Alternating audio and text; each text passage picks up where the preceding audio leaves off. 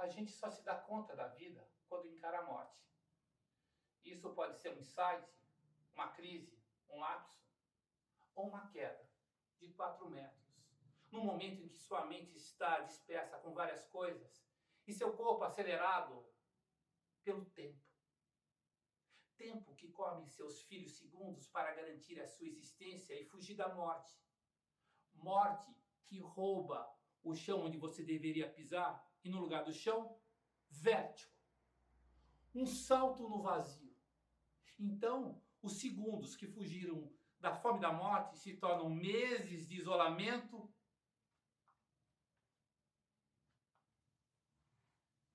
e contratempo. Contra o tempo. Contratempo contra o tempo. Eu, corpo estático numa cama, com os malelos do pé esquerdo quebrados em 8 partes, precisando somente da ciência e da inventividade do ser humano para juntar as partes. O corpo estático e o tempo dilatado me deram essa qualidade de reflexão. Juntar as partes quebradas do meu corpo tornaram-se a grande metáfora da minha vida e ponto final. Não. Poderia ter sido ponto final.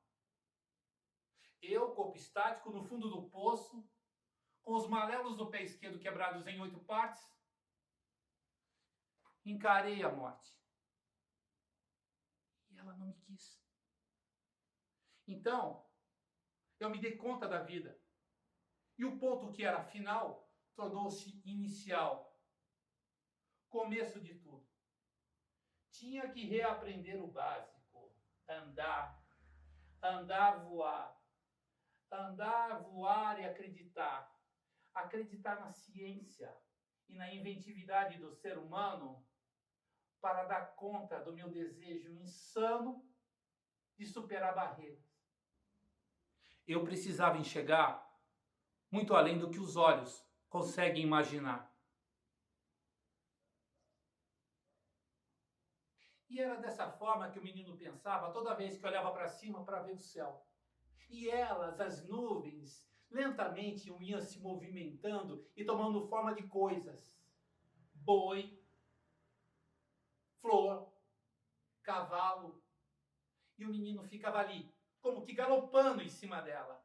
Era inexplicável a sensação que ele tinha quando a brisa fresquinha batia no seu rosto e ele via tudo lá, pequenininho, feito formiga. Sabe essa sensação que a gente tem quando olha para baixo e vê o formigueiro se arrastando e acha que é o mundo? E o menino ficava lá, por horas. Voar é ver o mundo feito formigueiro. E aquele estado só era quebrado quando os amigos começavam com a provocação. Borboleta voa, menino? Voa. Passarinho voa, menino? Voa. Homem voa, menino? Voa. Não voa, porque não tem asa. Como é que pode voar? Não voa porque não sabe, porque não ensinaram. Mas eu vou inventar uma máquina para botar todo mundo nela e levar para cima. E vai poder sair de um lugar longe, ir para outro lugar mais longe, e tudo que é longe vai ficar perto. E vai ser muito mais veloz do que o barco, do que o automóvel, do que o trem. Para que eu ficasse de pé e equilibrado, eu teria que usar alguns aparatos já inventados.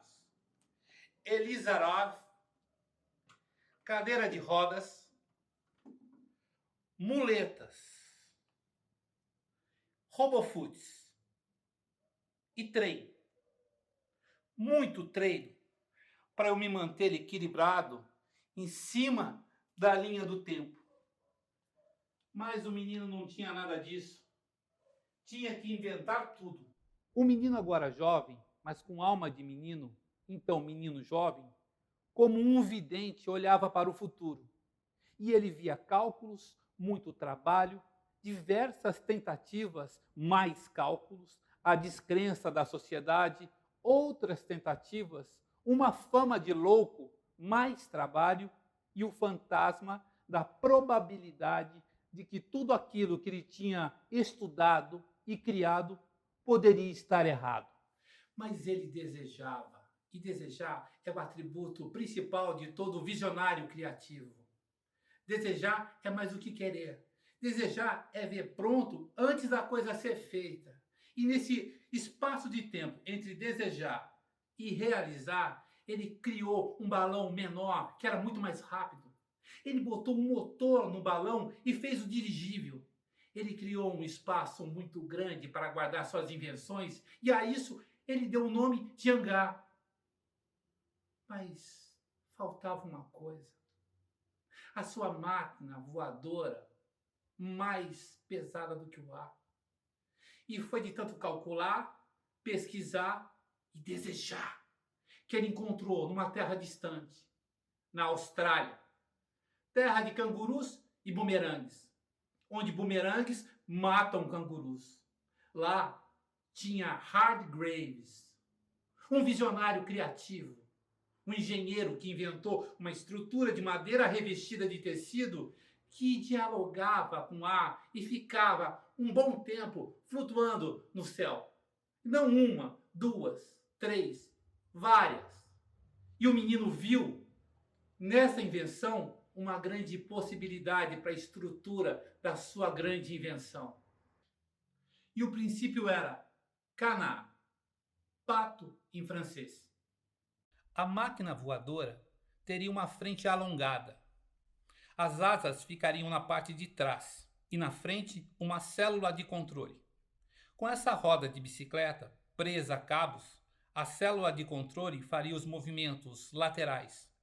A alavanca ficaria na mão direita, onde teria um acelerador do motor para fazer girar a hélice. Ao manusear essa alavanca, a célula de controle se moveria para cima e para baixo, ensinando o vento a passar pela estrutura e fazer a máquina voar. Aquela coisa que poucos acreditam, geralmente é a mesma que vai fazer coisa que poucos podem imaginar. Pensava o menino, agora homem, mas sem perder a alma de menino. Então menino homem. E ele pensava muito.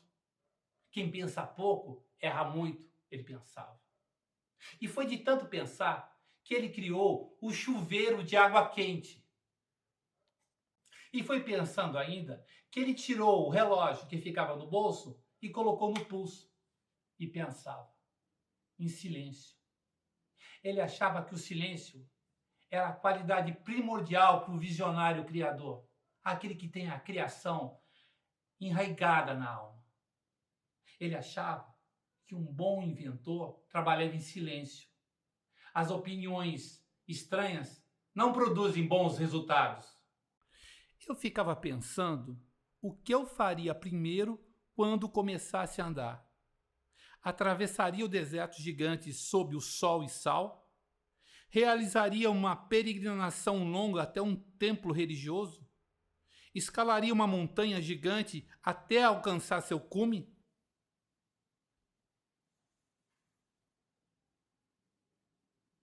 Não. O que eu queria mesmo era poder tomar um cafezinho na padaria. E o tempo que levou entre o meu desejo e tomar o cafezinho de fato foram 4 longos meses de paciência e resiliência. Eu confesso que a paciência eu fui um pouco relaxado, mas a resiliência eu só tomei conta da dimensão desse universo quando eu tive que mergulhar nele, para não sufocar. Resiliência. Definição física. Propriedade que alguns corpos apresentam de retornar à forma original após terem sido submetidos a uma deformação elástica. Sentido figurado. Capacidade de se recobrar facilmente ou se adaptar à má sorte ou às mudanças. Resiliente. Aquele que apresenta resiliência, que se refere à elasticidade. Elástico.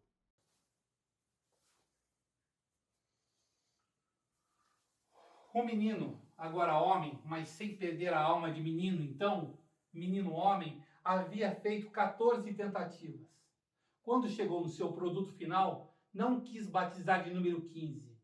Talvez por crendice Manias, preferiu 14. 14 de novo. 14 bis. E lá estava ele, vestido de máquina, com a sua criação presa no seu corpo como se fosse algo único. E bastava ele ligar o motor para colocar todas aquelas horas de trabalho, esforço, pesquisa no ar. E ele via aquela multidão ali, toda curiosa. E ele sabia que logo em instantes ele veria todo mundo lá de cima, feito formigas. E foi aí que ele lembrou da história de Ícaro. Mas, na verdade, deveria ser a história do pai de Ícaro, Dédalo, grande inventor. O menino homem se sentia Dédalo, pronto para voar. Ele que tinha sido condenado à morte por traição. Logo ele que sempre foi fiel aos poderosos. Pois Dédalo pediu que seu filho fosse à praia, pegasse as penas das aves, enquanto ele construía um sistema minucioso de engrenagens para sua máquina de voar. E ele prendeu as penas com cera nas asas e vestiu no seu filho. E ele também se vestiu com a sua máquina. E lhe falou: Ícaro, cuidado, não voe próximo ao mar, porque senão a água pode quebrar, danificar as engrenagens do mecanismo. Mas também não voe próximo ao sol, porque o calor pode derreter as ceras que prendem as penas nas asas. Você entendeu? Então Dédalo pegou na mão do menino, levou até a beira do abismo e disse: voa! E minutos depois, ele se preparou, respirou e saltou. Vértigo, um salto no infinito. E os minutos que conseguiram escapar da fome do tempo se transformaram em horas de liberdade. Mas a vida é insana. E o entendimento é surdo. E a surdez do entendimento de Ícaro não fez com que ele obedecesse os protocolos de segurança. Ele voou próximo ao sol. E o calor derreteu as penas, derreteu as ceras que prendiam as penas, derreteram as penas e as ceras, derreteram e ele caiu. Antes fosse uma fratura nos maléolos do pé esquerdo.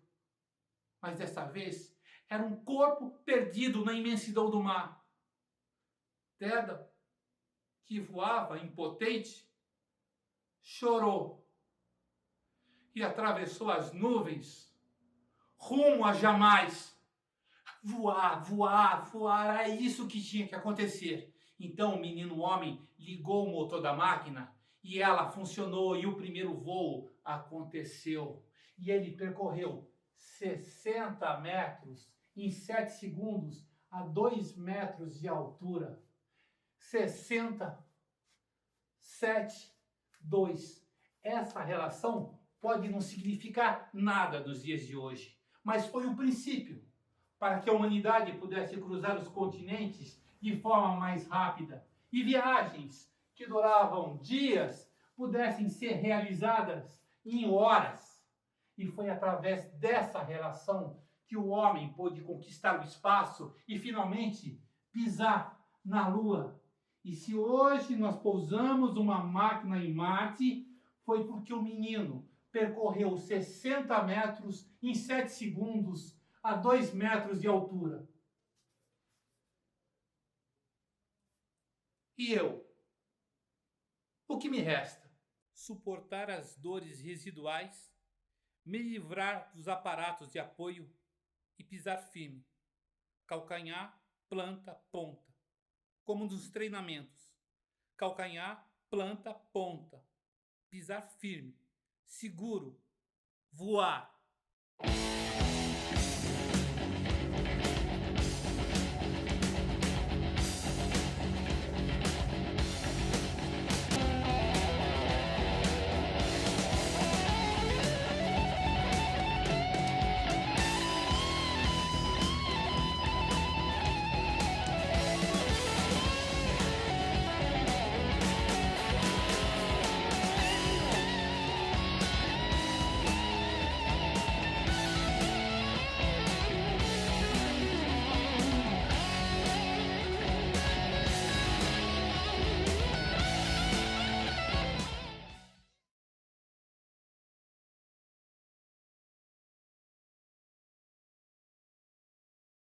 Certo dia, como de costume, o menino olhou para cima para ver o céu.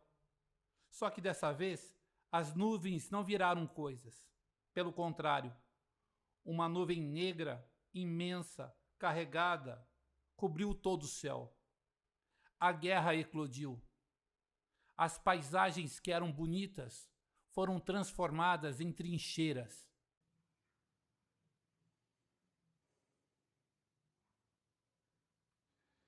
E para a tristeza profunda do menino homem, a sua máquina voadora, agora avião, ave grande, avião em francês, aparelho com asa para deslocamento aéreo ou aparelho com asa para deslocamento aéreo carregado de bombas, ou aparelho com asa para deslocamento aéreo carregado de bombas e equipados de metralhadoras transformados para destruir. De que adiantou tanto trabalho, tanto estudo, tanta pesquisa, tanto fracasso? E o pior, a doação da obra de uma vida inteira para que a humanidade pudesse se livrar do esforço absurdo, se tudo isso estava sendo usado para matar. Ah, se eu não tivesse criado nada! Ah, se eu pudesse parar o tempo! Se eu pudesse comer os segundos para acabar com o caos. Mas o pior é que mais caos terríveis iam vir pela frente. E mais máquinas voadoras, aviões, aparelhos com asa para deslocamento aéreo seriam feitos, cada vez mais modernos, cada vez mais letais.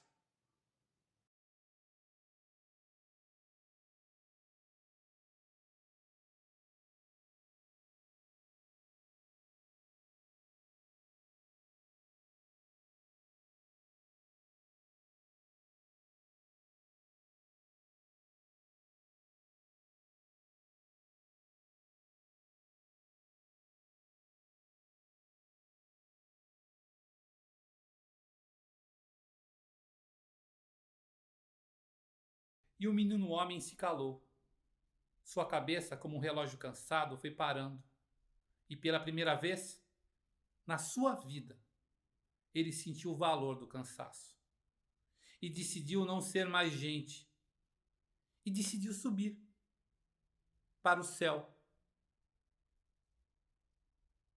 E o menino virou estrela.